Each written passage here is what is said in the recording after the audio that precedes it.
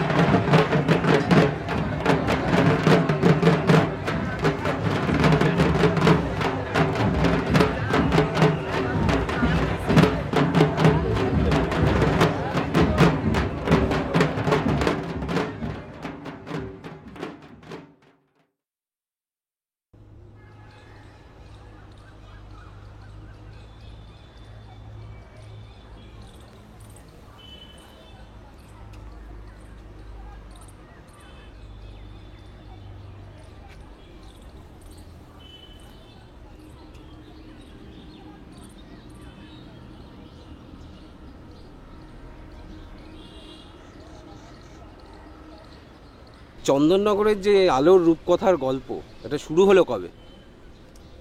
চলুন বলছি, আসুন।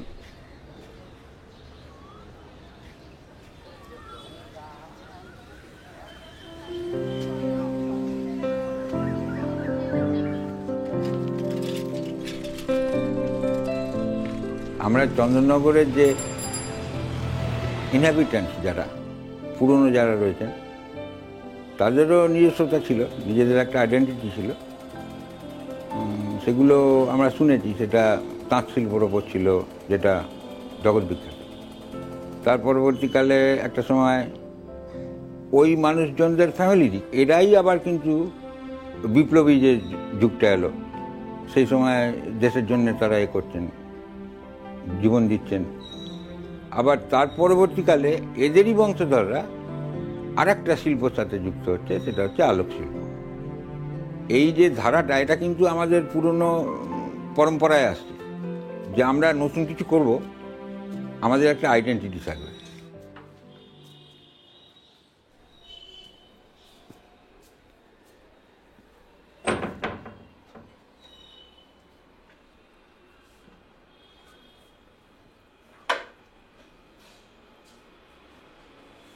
আলোক শিল্প ঠিক শুরু হলো যখন আমাদের ইলেকট্রিসিটি এলো। তার আগে তো গ্যাস, কেরোসিন এসব ব্যবহার হতো। তো সেইখানে কিছু মানুষ, তারা উদ্যোগী হয়ে ওই ইলেকট্রিসিটি থেকে কোনো কায়দা, নতুন কোনো কায়দা, সুইচকে জ্বালানো বা এইসবগুলো করতে করতে রোলারের মধ্যে এলেন, এবং সেখানে তারা নতুন যে ইমপ্লিমেন্টেশন করার জায়গা হিসেবে বেছে নিলেন পাবলিক কোনো সার্বজনীন কোনো জায়গা বা কোনো অনুষ্ঠান বা এসব জায়গা ওরা ডিসপ্লে করার জন্য করলেন, যে মানুষ কীভাবে এটা নিচ্ছে, কীভাবে তাদের ভালো লাগবে।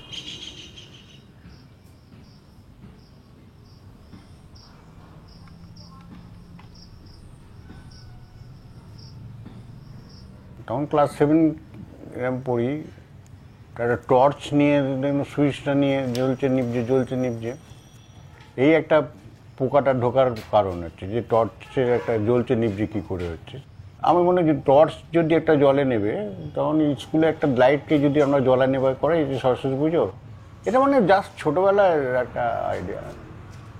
আমাদের ক্লাসরুমই একটা প্রতিমাকে বসিয়ে দিয়ে তার সামনে ওই নারকোল তেলের ডিপে ছিল তখন, মানে নারকোল তেলের ডিপে 3টে ফুটো করে 3টে ল্যাম্প লাগিয়ে, আর আমি পেছনে বসে ওই এক একটাতে ঠেকাচ্ছি, এক একটা জ্বলছে নিভছে। এটা হচ্ছে লাল, হলদে, নীল, আর মানে কৌটোর সামনে ওই সেলোপিন পেপার দিয়েছিলাম। যেই কালারটা যখন আমি তারটা ঠেকাচ্ছি পুজোর সময় প্রতিমার সামনে, সেই কালারটা তখনই হচ্ছে। তখনই তো আমার চেঞ্জের একটা প্রশ্ন আসে, যেটা কী করে চেঞ্জ করে, কী করে ঘোরানো যায়। অপোজিট হবে, সামনে হবে, কাঠের রোলারে করে হাতে করে ঘুরিয়ে এটা করা হয়েছে।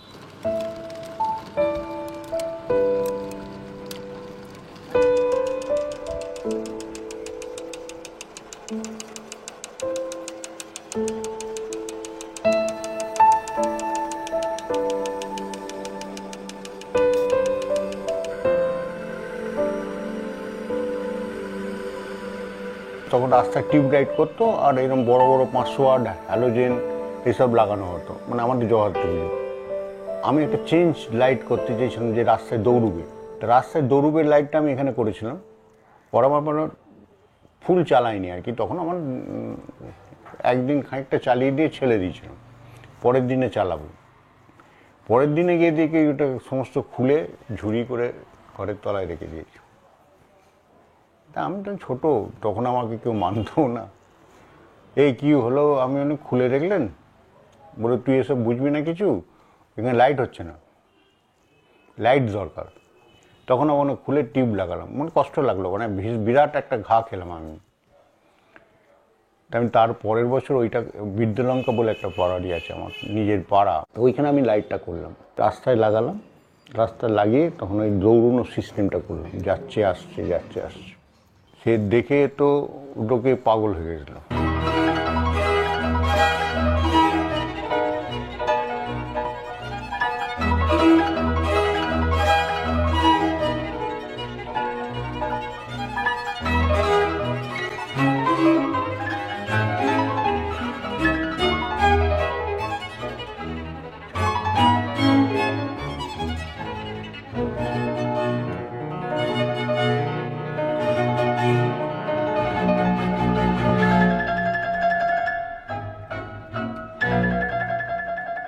ছোটবেলায় আমরা যখন দেখেছি টুনি বাল্বের কাজ, তখন দূর থেকে দেখে মনে হতো যে এটা কি করে হচ্ছে, এত সুন্দর আলো, বিভিন্ন ধরনের কালার পরিবর্তন হচ্ছে, একটা থেকে একটা চেঞ্জ হচ্ছে, মন টানতো, যেন আর থাকতে পারতাম না, গিয়ে ওখানেই দাঁড়িয়ে থাকতাম। মা বলতো ভগবানের কথা, কিন্তু আমি ভাবতাম যে এটা কিছু ম্যাজিশিয়ান আছে যারা আমাদের এই আলোর জগৎটার দিকে টেনে নিয়ে যাচ্ছে, এবং আমিও পোকার মতো সেই আলোর দিকে চলে যেতাম।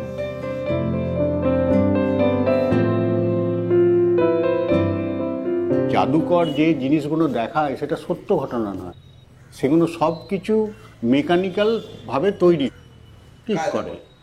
আমাদেরও তো তাই, ইলেকট্রিসিটি কোনো জাদুকর নয় যে ইলেকট্রিসিটি তৈরি করছি আমি সেটা করছি না, আমিও করছি যে ইলেকট্রিসিটিটাকে নিয়ে বিভিন্ন রকম খেলা করছি।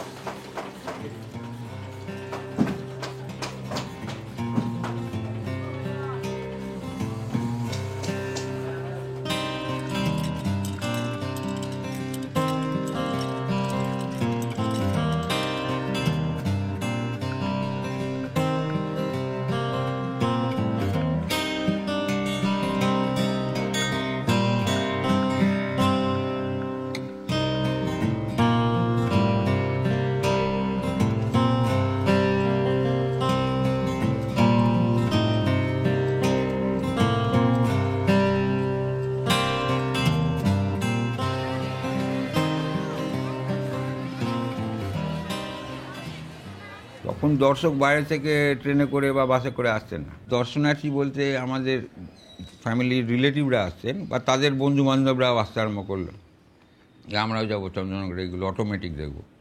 তখন জাস্ট এই অটোমেটিক ব্যাপারটা ছিল, এবং এইটা কলকাতার ওইদিকে কিন্তু একটা মানে প্রচার পেয়ে গেল যে এরা অটোমেটিক করে, অর্থাৎ স্বয়ংক্রিয় সিস্টেমেতে এরা এগুলো কিন্তু নাড়ায়, ওদের একটা রোলার আছে, ওইটা দিয়ে ওরা সব করে। তো এই টেকনোলজিটা যে সম্পূর্ণ নিজস্ব, এই টেকনোলজিটা বাইরে থেকে কোথা থেকে আনা নয়, এবং যে মেটেরিয়াল ব্যবহার হচ্ছে খুবই ক্রুড মেটেরিয়াল। তো এইটা মানুষের মধ্যে একটা সাড়া জাগে।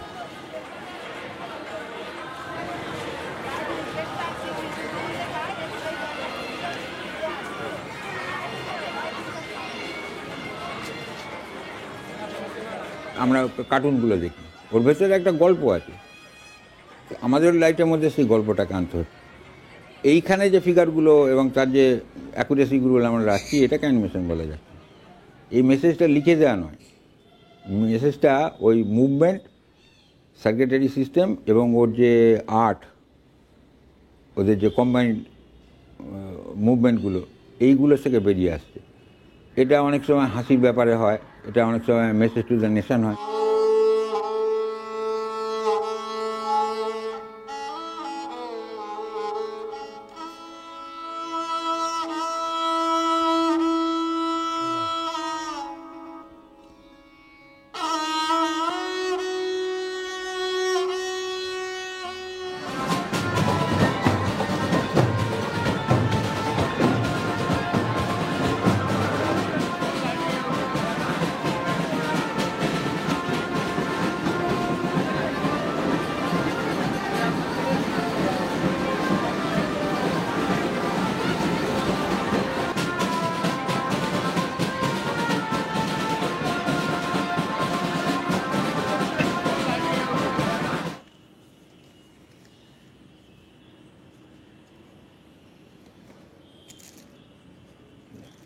একটা বড় ব্যাংক, জায়েন্ট ফ্রগ, দেখবেন এতে করেছিল, টেলিগ্রাফে দিয়েছিল, তখন কার্গিলের যুদ্ধ হয়ে। ওরাও ক্যাপশন দিল, ওপরে হেডলাইন দিল, Kargil versus giant frog, light from Chandannagar to dazzle the city during puja. তখন কার্গিলের ওপর নানা রকম সব মডেল হচ্ছে, ওটা করছে, ও প্যান্ডেল করছে, অমুক করছে, সব হচ্ছে। সেখানে একটা বিগ সাইজ জায়েন্ট ফ্রগ, যেটা ধরুন 17 ফুট লেন্থে, প্রথম বিগ সাইজ কিছু আসছে। তো আসছে, ও ধরতে চেষ্টা করছে, ফড়িংটা উড়ে যাচ্ছে, ব্যাক করছে, ওপরে ডাকছে, আবার চোখ বন্ধ করছে, খুলছে, চোখ সামনে করছে, এইসব। আর এই পুরো পাটা এইখানে একটা, এই কোমরের এখানে, এর কাঁধের এখানে, এখানে হাতের এখানে, প্রত্যেকটা মুভ করছে। অর্থাৎ সব উঠে পড়ছে যখন, পুরো বডিটা মাটি থেকে উঠে পড়ছে, একটা হিউজ বডি। এটা এখানে একটা ছোট্ট মোটর আছে, টেবিল পাখা, এই টেবিল পাখা, তাই দিয়ে কন্ট্রোল হচ্ছে। এইটা প্রায় 12 বছর ধরে মার্কেটে চলেছে। 3D ফুল ভলিউম অ্যানিমেশন ওখান থেকেই শুরু, কাশিদাই প্রথম শুরু করেছিলেন ব্যাংকটা দিয়ে। মানে এত নিখুঁত করেছিলেন, জিভটা উল্টে বেরোচ্ছে, ওই একটা ছোট্ট পতঙ্গ মতো করেছিলেন, সেটা তখন নিভে যাচ্ছে, যখন জিভটা ঠেকছে আবার ঘুরে ঢুকে যাচ্ছে, মানে মাথা খারাপ হয়ে যাবে, এত সুন্দর করেছিলেন। ওই দিনে, ওই সময়ে ওইগুলো যে উইদাউট ইলেকট্রনিক সাপোর্টে তৈরি হয়েছিল, ম্যাজিশিয়ানই মনে হয়েছে তখন আমার, যে কিভাবে করেছেন, কিভাবে হলো।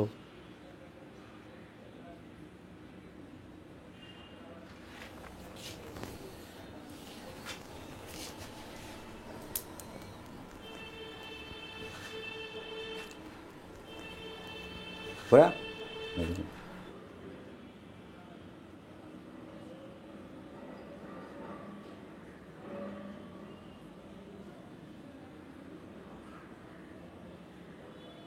আমরা জানি ইলেকট্রিসিটিটা সাপ সবল মারবে, সাপ দেখতে পাওয়া যায়, ইলেকট্রিসিটি দেখতে পাওয়া যায় না।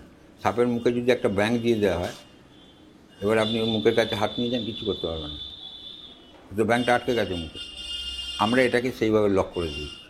ওই যে হাই পাওয়ার, যেটাকে আপনি রেজিস্ট করতে পারবেন না, সে বিভিন্ন আবরণের মধ্যে দিয়ে এবং সার্কিটারিসের মধ্যে এসে আপনার সৌন্দর্য বার করে দিচ্ছে। এটাই রূপ, এটা ওনারই রূপ।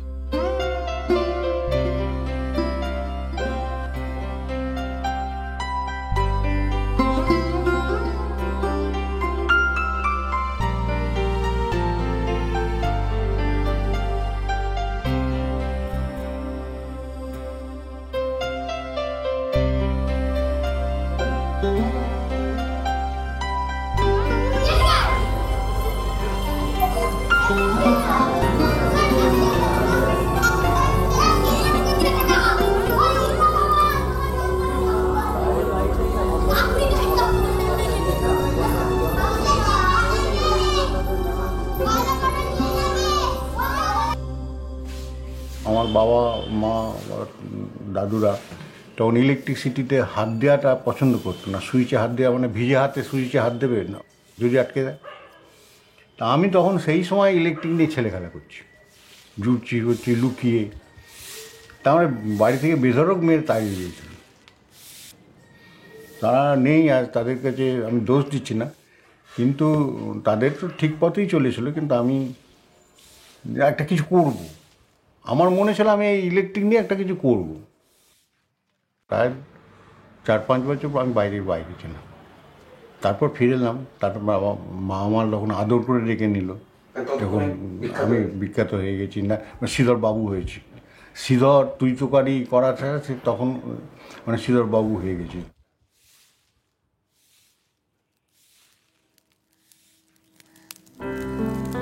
বাবার স্টোরিটা হচ্ছে ফ্রম র্যাগস টু রিচেস। কেউ বাবাকে গাইড করার মতন তো ছিল না ছোটবেলায়। দাদু বলেছিল যে এবার তুমি করো, ট্রাই টু আর্ন সাম মানি। ওই লেজারলি ভাবে বসে বসে পড়াশোনা করাটা আই ক্যানট অ্যাফোর্ড, তো তার জন্য ড্রপ আউট হতে হয়েছে। ফর্মাল এডুকেশন বাবার সেইভাবে, কিন্তু মানে he had an educated mind. খুব সুন্দর সুন্দর বাবা মেকানিক্যাল করেছিল একবার বিদ্যালঙ্কা পুকুরে, তখন আমি স্কুলে পড়ি। কিন্তু আমার ভীষণভাবে মনে আছে, প্রচণ্ড ভিড় হয়েছিল, আমরা সবাই মিলে দেখতে গেছিলাম। মানে সে এমন ভিড় যে পুলিশ এসে ভিড় সামলাচ্ছে। মানে মেকানিক্যাল যখন বাবা ফার্স্ট টাইম করছে, আলোর সাথে মেকানিক্যাল। একটা পেনগুইন করেছিল বাবা, যেটা আমরা অনেক সময় টয় শপে দেখি। একটা পেনগুইন সিঁড়ি দিয়ে উঠছে, উঠে তারপরে সেটা ঘুরে ঘুরে ঘুরে ঘুরে নামছে, আর তার সাথে সাথে মিউজিক। আমার ওটা ভীষণ এখনও আমার মনে আছে, সে ছোটবেলা দেখেছিলাম। তারপরে বাবার এইখানে আমাদের এই কলুপুকুর বারবাড়িতে একটা রকেট করেছিল। মানে গ্যাস সিলিন্ডার নিয়ে গেছিল বাড়ি থেকে, আমাদের রান্না ফান্না বন্ধ হয়ে গেছিলো, তার জন্য গ্যাস সিলিন্ডার নিয়ে গিয়ে একটা রকেট করেছিল। রকেটটা উপরে উঠছে, পেছনে অরিজিনাল ফায়ার, আর সেই যে রকেট উঠছে, যে মুনটাকে যে ঘুরছে, একটা মুনের চারিদিকে ঘুরছে, সেটা একজন এখানে কম্পিউটার নিয়ে বসে আছে, সেই কম্পিউটারে সেই রিফ্লেকশনটা আসছে।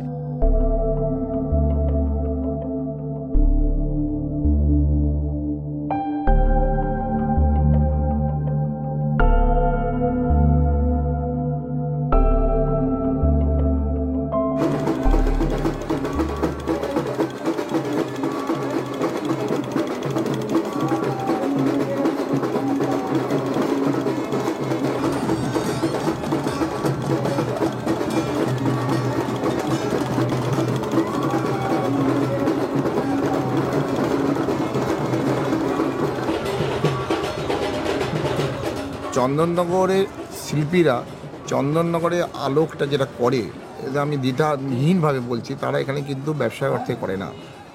এটা একটা এক্সিবিট করার জায়গা, এবং এই এক্সিবিশনটা পৃথিবীর বিভিন্ন প্রান্ত থেকে যে লোকেরা আসে, এইখান থেকে কিন্তু ওদের সওদাটা হয়। এখান থেকে লাইট দেখে পছন্দ করে পরবর্তী বছরে কলকাতার প্যান্ডেলে যারা হচ্ছে উদ্যোক্তা, তারা সেই ইলেকট্রিশিয়ানের কাছে যায়। এইখানে চন্দননগর জগৎ পুজো বারোটি একটা অবদান আছে, আমি মানে নেপথ্যে একটা অবদান আছে বলে আমি মনে করি।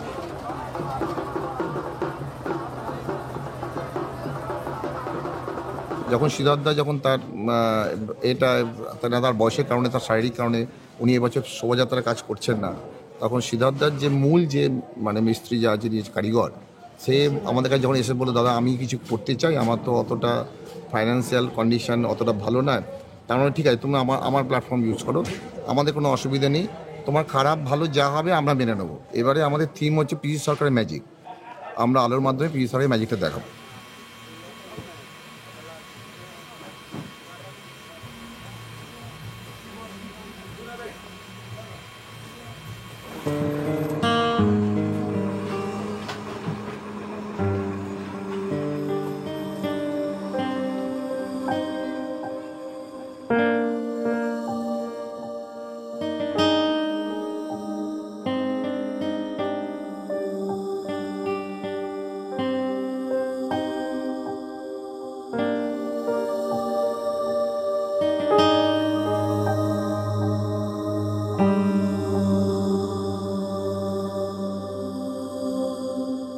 নতুন পজিশন করতে যাচ্ছে, একটা নিজের প্যালপিটেশন রয়েছে যে কি হবে।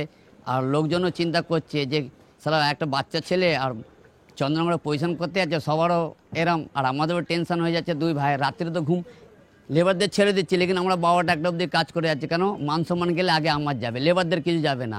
ওরা আজকে আমার কাছ থেকে ছেড়ে অন্য জায়গায় কাজ করতে পারবে, লেকিন আমার মান সম্মান চন্দ্রনগরে যদি একবার দাগ লেগে যায় যে পজিশন করতে পারিনি, জীবনে আর দাঁড়াতে পারবো না।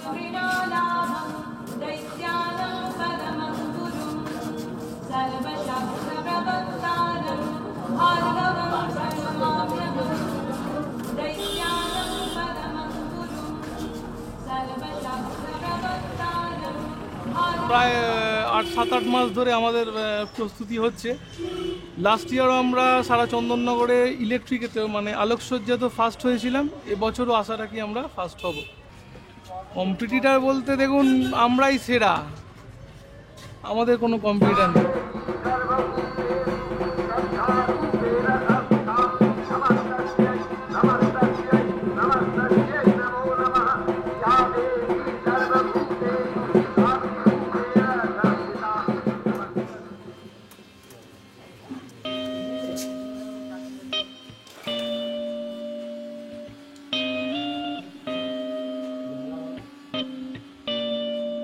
তিনটে প্রসেশন করছি। একটা করছি আমি ভারতীয় সেনার ওপর, স্থল সেনা, জল সেনা, বায়ুসেনা। প্রতিটা সেনারই একটা করে অ্যানিমেটেড মডেল, ফাইটার প্লেন রাখবো, হেলিকপ্টার রাখবো, যুদ্ধ জাহাজ থাকবে।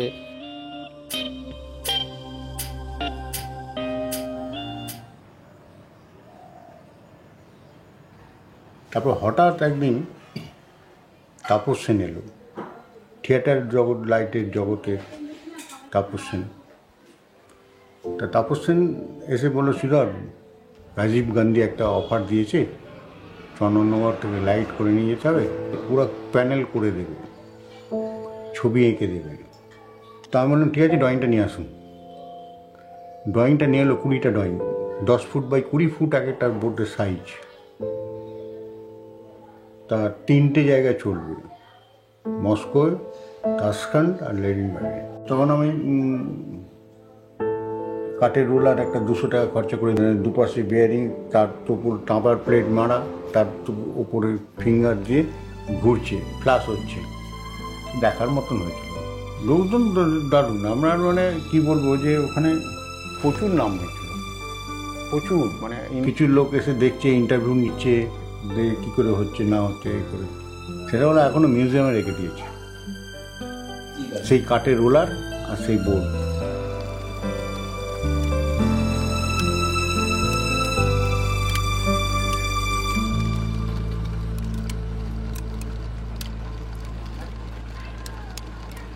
যে রোলারের যে সিস্টেমটা আমাদের আছে, এটা কম্পিউটার একটা হারমোনিয়াম।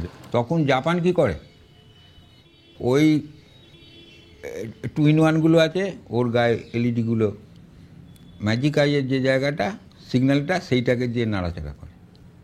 আমরা কিন্তু রোডে তখন হিউজ ভোল্টের ওপরে, ইজির ওপর কাজ করছি। এইগুলো হচ্ছে কেন চন্দ্রনগর ডায়ালগেতে এলো।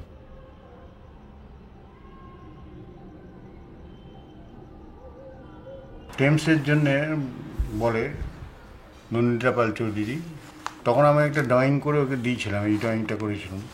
কারণ ড্রয়িংটা আমাকে দিয়ে পাঠিয়ে দিয়েছিলো, এটা টেমসের তীরে ময়ূরপঙ্খী। এটা করার পর এটা ময়ূরপঙ্খীটা এই ডিজাইন এলো। এটা গার্ডিয়ান পেপার একটা পুরো পেজ কভার করেছিল। একটা নতুন ধরনের জিনিস হয়েছিল, আর আমি এটা খুব মন দিয়ে করেছিলাম, নিখুঁতভাবে করেছিলাম, মানে দেখার মতন জিনিস হয়েছিল। ওইটা করবার পর যখন পজিশন হচ্ছে, টেমসের পাড়ে এত ভিড় দুধারে, মানে চিন্তা করা যায় না, আর এত ক্যামেরা, চারিদিকে আলো জ্বলছে, মাঝখানে আমি দিয়ে চালছি, বুকটা যেন মনে হচ্ছে যে খুলে দিয়ে, ওই ঠান্ডা পড়েছে তাও মনে হচ্ছে বুকটা খুলে দিয়ে যাই, দেখাই যায় যে আমরাও কিছু করতে পারি।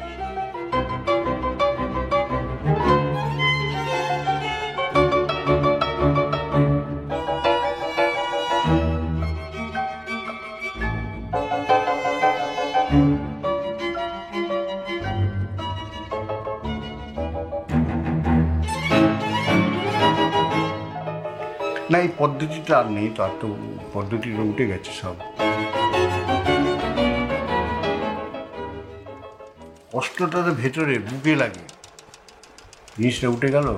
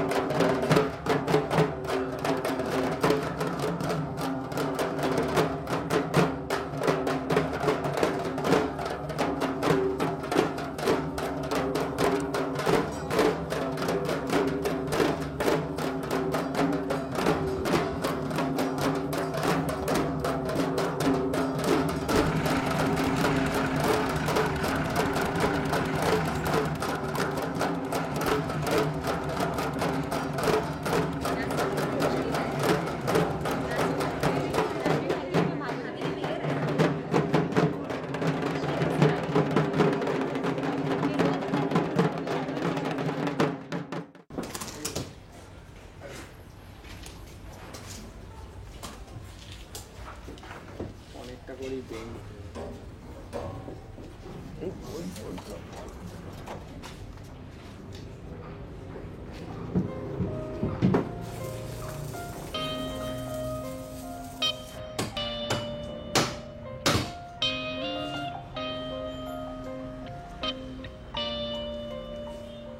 একটুখানি জানো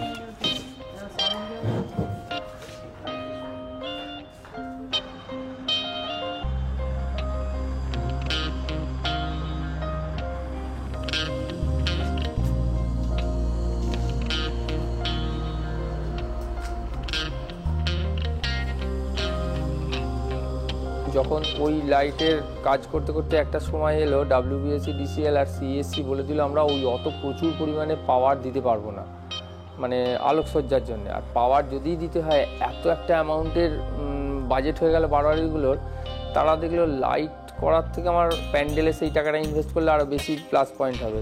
তো আলোকসজ্জার দিক থেকে তাদের মুখ ঘোরাতে শুরু করলো। তখন আমি দেখলাম যে চন্দননগরের আলোকসজ্জা তো শেষ হয়ে যাবে। তখন চিন্তা ভাবনা করে দেখলাম যে এইটা এমন একটা দিকে কনভার্ট করতে হবে যাতে আলোকসজ্জাও হবে, অথচ বিদ্যুতের যে খরচা সেটাও খুব অল্প হবে, অথচ তার ব্রাইটনেস থাকবে, কোয়ালিটি থাকবে, আলোক বাল্বের যা কোয়ালিটি, যা ব্রাইটনেস, যেরকম অ্যানিমেশন সব কিছুই এর মধ্যে করতে হবে।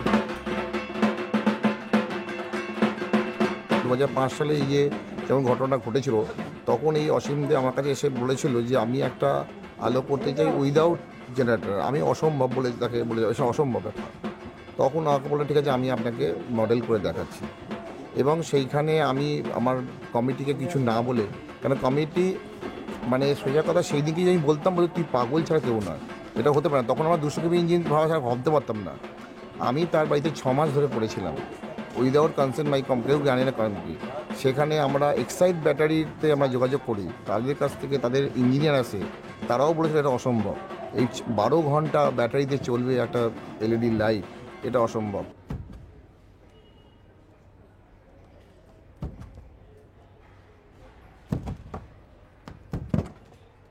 দু 2005-এ আমি চন্দননগরের প্রশাসন করলাম এলইডি লাইট দিয়ে, যেটা চন্দননগরের সব আলোক শিল্পীরা একজোট হয়ে আমার বাড়িতে এসেছিলো, বললো তুমি ইন্ডাস্ট্রিটাকে নষ্ট করে দিচ্ছ, এতে তো করতে দেওয়া যাবে না। ওরা বললো যে তোমাকে আমরা এফআইআর করে অ্যারেস্ট করিয়ে দেবো প্রশাসনের আগেই। আমি বললাম ঠিক আছে, দেখো আমি তো এটা তৈরি করেছি আমার জন্য নয়, শুধু ভবিষ্যতে ওই এলইডি আসবে, তোমাদের ল্যাম্প কিছু থাকবে না, এলইডিতেই কনভার্ট হবে, ফিউচার জেনারেশান এলইডি নিয়েই চলবে। তো তখন তো কেউ মানতে নারাজ, বাড়ির লোকও চিন্তায় পড়ে গেছে যে আমাদের বাড়ির অবস্থা তখন খুব খারাপ, যে পুলিশ কেস হয়ে গেলে যদি তুলে নিয়ে যায় কী হবে না হবে। তো আমি লাইটটা সপ্তমীর দিন জ্বালালাম, জ্বালানোর পরে লোকের ভীষণভাবে সাড়া, হই হই করছে লোক, সারা চন্দননগরের লোক 4 মন্দিরতলা বাড়ারি বেসটা রোডের উপরে এসে গেছে। তারপর সব দেখার পর, সব মানুষ দেখার পর বললো না এই প্রশাসন তো হবে, আমরা হতেই দেবো সবাই মিলে। আমাকে তখন চন্দননগর সেন্ট্রাল কমিটি কোনো প্রাইজ দেয়নি, যেহেতু এলইডি। পরের বছর প্রাইজ দিল, ফার্স্ট প্রাইজ দিতে বাধ্য যেহেতু এলো। পরের বছর 2টো প্রসেশন হলো। আমি তখন সেন্ট্রাল কমিটি করলাম, তখন আজকে দেখছেন 2টো প্রসেশন, একদিন 2টো লাইটের হবে, বাকি সব এলইডির হবে।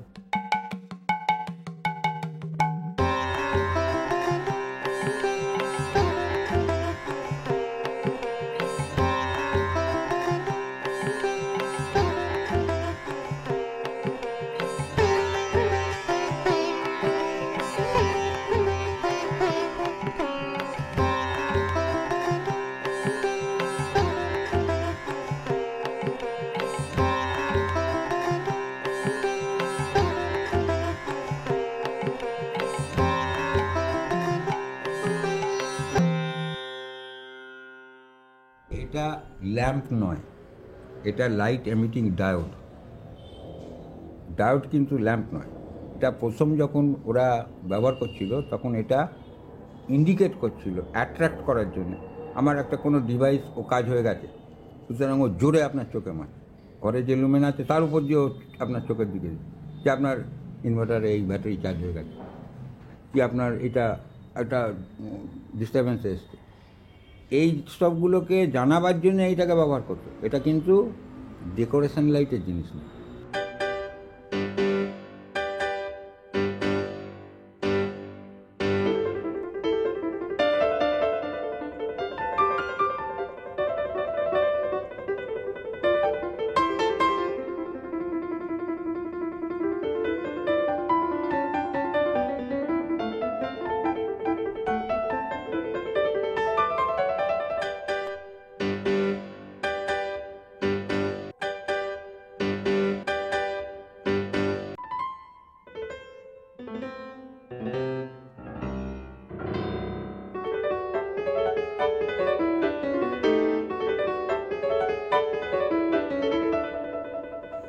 আলো হিসেবে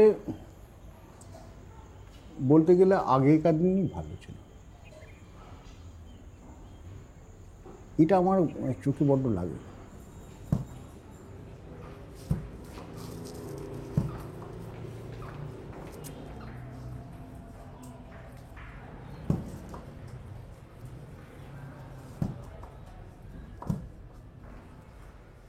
কালার ল্যাম্প যেটা এখন এলইডিতে পাওয়া যাচ্ছে, ওই সিস্টেম তখন ছিল না।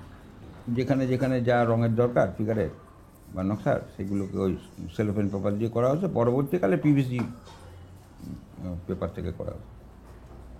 এগুলো সবই হাতে তৈরি ছিল, যার ফলে ছেলেরা বহু বহু বাড়িতে মেয়েরা কাজ করছে, বাচ্চারা কাজ করছে। মানে কাজের যে একটা কাজকে ধরে বহু মানুষের ইনভলভমেন্ট, এইটা তখন ছিল।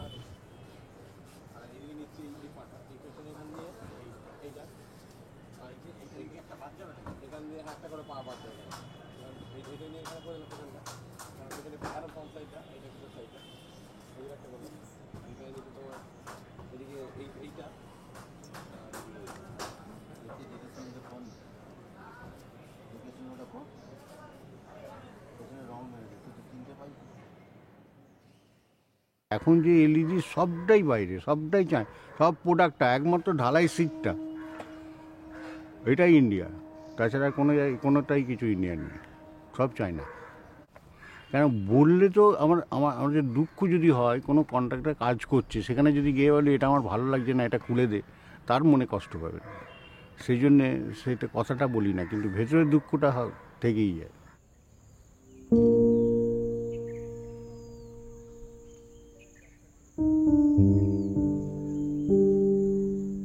এই ড্রয়িংটার বয়স হয়ে গেছে, এখানে পড়ে আছে ওপেন জায়গা, এটা বয়স হয়ে গেছে প্রায় 30 বছর 35 বছর বয়স হয়ে গেছে।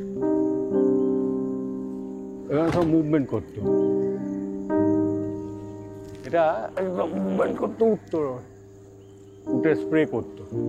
এখন নষ্ট হয়ে গেছে তাই, কিন্তু এর ফিনিশ যদি থাকতো তাহলে এটা দেখার মতন জিনিস ছিল। এর সুঁটটা তুলে স্প্রে করবে, গোলাপ জল বেরোবে, বাচ্চা ছেলেরা ভিড় করবে।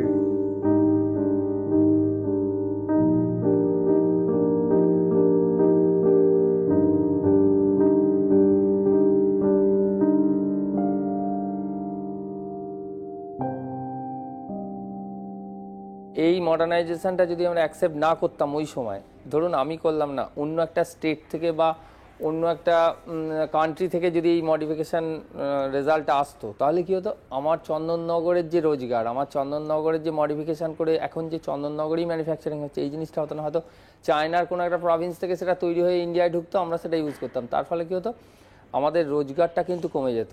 সুতরাং প্রোগ্রেসের জন্যে যেটা দরকার, মানে যে মডার্নাইজেশন দরকার, যেটা নতুন টেকনোলজি দরকার, সেগুলো গ্রহণ করতেই হবে। গ্রহণ না করলে আমরা এগোতে পারবো না।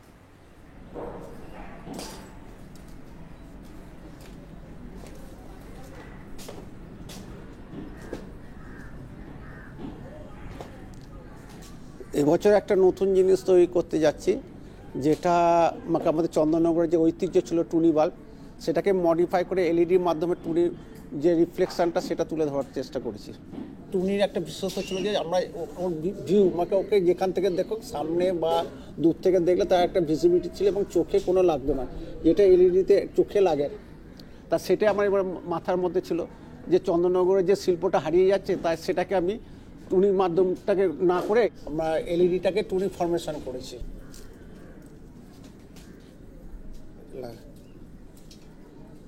এই হচ্ছে আমাদের ফার্স্ট থিং, হচ্ছে এই যে আমরা এইটাকে, এটা হচ্ছে ক্যাপ, এর ভেতরে আমরা এলইডিটাকে ঝেলে ঢুকিয়ে দিচ্ছি। ঢুকিয়ে দেওয়ার পর মাথা এটাকে আমরা প্রেস করে আটকাচ্ছি। একটা পার্ট একটা ইয়ে দিয়ে জ্বালাতো, ওই এসএন প্রেস দিয়ে।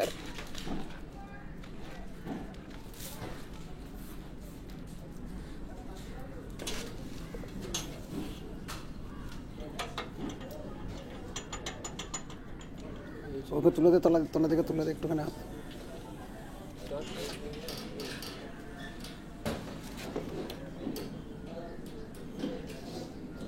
লুজ হয়ে গেছে পরে দেয় আপনি।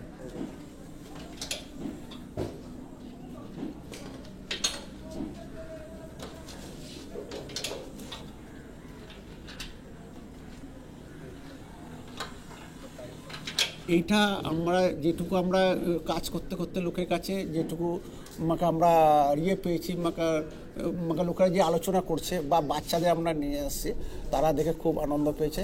আশা করি এটা পাবলিক ভালোভাবেই নেবে।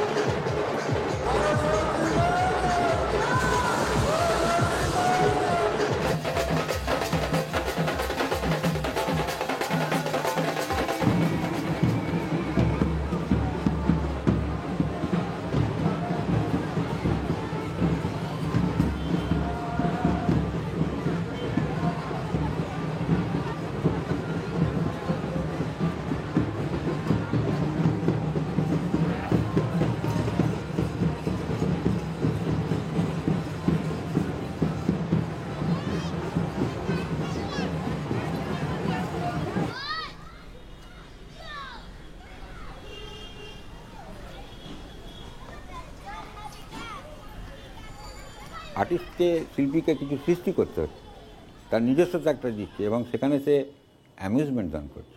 আমাদের লাইনের যে শিল্পী, তারা কিন্তু মানুষকে একটা এন্টারটেনমেন্ট দেবে, একটা রিলিফ দেবে। সে সারা মাস কাজ করেছে, এবার একটা অনুষ্ঠানে আসছে, সে একটা রিলিফ পাবে। সে খরচা করে এখানে আসছে, সে একটা আনন্দ পাবে। এইটা হচ্ছে চন্দননগরের লাইফ। এবং এই সমস্ত যে জিনিসটা অন্য অন্য দেশের থেকে আমারটা আলাদা আইডেন্টিটি করে নিচ্ছে, যে আমি আমার কাজে এটা করছি, আমার চন্দননগরের কাজে করছি। এইটাই হচ্ছে এর বৈশিষ্ট্য।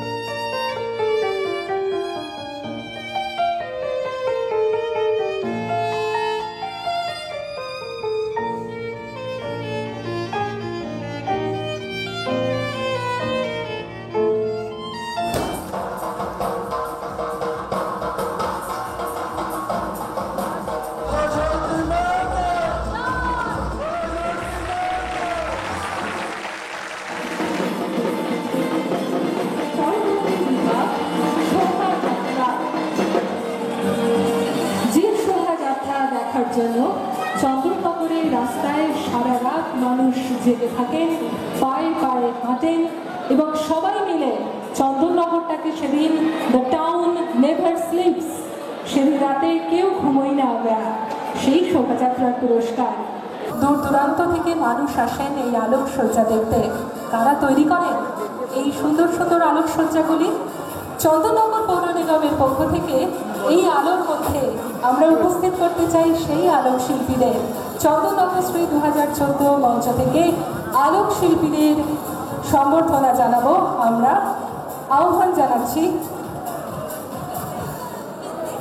কতকরা সার্বজনীন জগদ্ধাত্রী পূজা কমিটির আলোকসজ্জার জন্য বাবু পাল আলোক শিল্পী, প্রথম স্থান আমাদের বিচারে শ্রী বাবু পাল। তার হাতে পুরস্কার তুলে দিচ্ছেন মাননীয় মহানাগরিক শ্রীরাম চক্রবর্তী। এরা প্রত্যেক আলোক শিল্পী আমাদের চন্দননগরের গর্বের সন্তান। ভূমিপুত্র বাবু পাল আলোর শহরের আলোক শিল্পী, তার হাতে পুরস্কার তুলে দিচ্ছেন মাননীয় মহানাগরিক। টেনশন তো ছিলই, আমাকে ধরুন আমাকে রাত্রিবেলা সারাদিন কাজ করার পর রাত্রিবেলা হয়তো 2-3 ঘন্টা আমরা ঘুমোতে পারতাম। আমাকে হাতে ঘুম ভেঙে গেল, তখন আবার চিন্তা ভাবনা হতো কীভাবে আমরা এই জায়গাটা কভার করবো, বা কী নতুনত্ব করা যাবে, বা থিমটাকে কীভাবে চেঞ্জ করব, এই একটা মাথার মধ্যে থাকতো। এখন অনেক রিল্যাক্স, কাজ করার পরে যে স্বীকৃতি, ফার্স্ট হওয়ার জন্য যে স্বীকৃতি হবে তাতে দারুণ উচ্ছ্বসিত হয়েছে। এবং আগামী দিন আরও নতুন কিছু করব, আর একটা অনুপ্রেরণা আমাদের মধ্যে জন্মেছে যে আগামী দিন আরও নতুন কিছু করবো, যাতে চন্দননগরবাসী সারা পৃথিবী বা সারা ভারতবর্ষের লোকে তার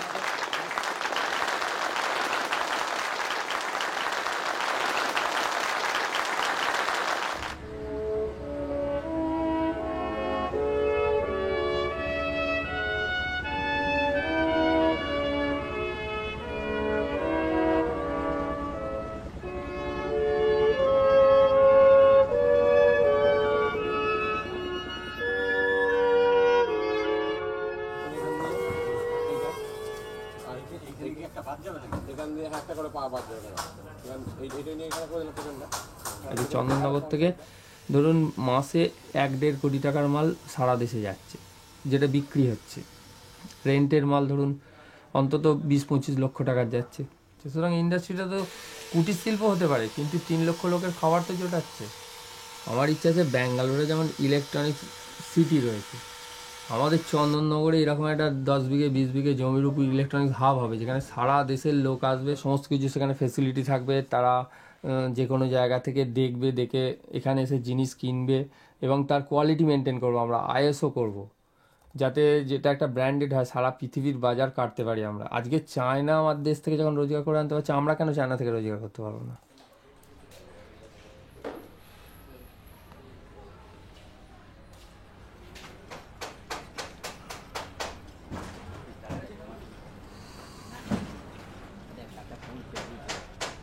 আজকে আমি বিদেশে গেছি, আমাকে এই টুনি নিয়ে গেছি, আবার এই এলইডি নিয়ে এবছর আমি চায়নার প্যাভিলিয়নে, দুবাই শপিং ফেস্টিভ্যালে চায়নার প্যাভিলিয়নে লাগিয়েছি, এবং সেখানে লাগানোর পর সেখানে অনেক আমরা আমাদের অনেককে অভিনন্দন জানিয়েছি, এবং দেখে নতুনত্ব যে জিনিসটা দেখে তারা খুবই আনন্দ পেয়েছে। এতে টোটাল 1,80,000 এলইডি আছে, টুনি আছে। এটা আজ পর্যন্ত আমাদের ইন্ডিয়াতে এত বড় মডেল কখনো হয়নি।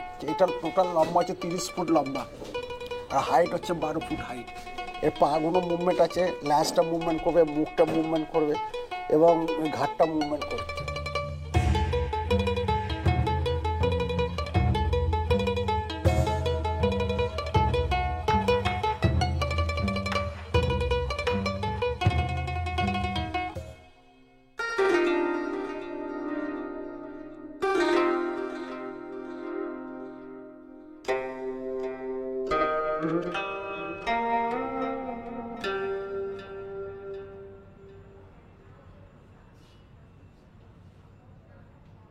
বোথ সাইড জ্বলছে, এটা একটা সাইড না ঘোরা। চন্দননগর এগোবেই, মায়ের আশীর্বাদ যতদিন থাকবে চন্দননগর এগোবে। আমি চলে যাব, বা আমার আগে যিনি আমাকে হয়তো এগিয়ে দিয়ে গেছেন, উনিও চলে গেছেন। ওনারা সবাই আমার শ্রদ্ধার প্রিয়, শ্রদ্ধা এবং শ্রদ্ধেয় ওরা। তো এদের তো বলা যাবে না, এরা তো একটা স্তর পর্যন্ত এগিয়েছেন। আমি তারপর থেকে এতে রিলে রেসের মতন তারপরে লাঠিটাকে এগিয়ে নেক্সট ম্যানকে দিই, এটাই আমার কাজ। আমার এতে কোনো বিজনেস নেই, কোনো কমার্স নেই, জাস্ট আমি প্রভুর কাজটা করে যাবো ব্যাস এই। তা আপনি ব্যবসা করলেন না? কুমোর কি পুজো করে? কুমোর তো তৈরি করে, ও নিখুঁতভাবে তৈরি করে। ও পুজো করে না, ওর পুজোয় বাড়িতে ক্যালেন্ডার যুগ দিয়ে। আমি এ থেকে কিছু পাই না, আমি চাইও না নাম যশ কি টাকা পয়সা কি অমুক তমুক একটা। কিন্তু এই যে একটা সিস্টেম চলছে, এটাকে যদি আরও পুশ আপ করা যায়, এটাকে যদি আরও ফ্লারিশ করিয়ে দেওয়া যায়, বহু মানুষের মধ্যে ছড়িয়ে যায়, অনেক মানুষ কাজ পায়, এটা খারাপ কী আছে?